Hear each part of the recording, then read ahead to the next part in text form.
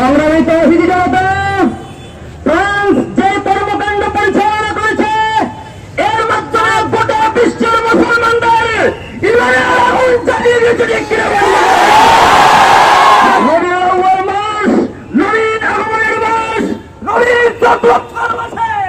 আমরা সবাই করতে চাই নবীর তত্ত্বের জন্য জীবন দিতে চাই, আমরা জীবন দিব আমাদের সংগ্রামের উপস্থিতি। ফ্রান্সের প্রেসিডেন্টকে হুঁশিয়ার করতে চাই, আমাদের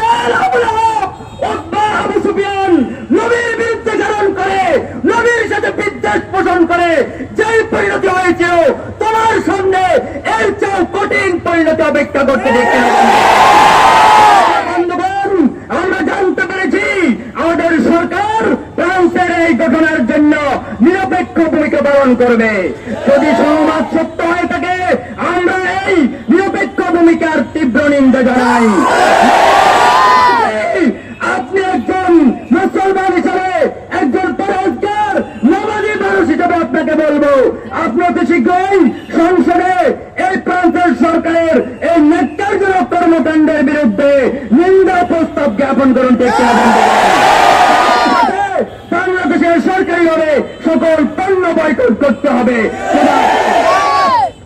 এ পর্যায়ে বক্তব্য নিয়ে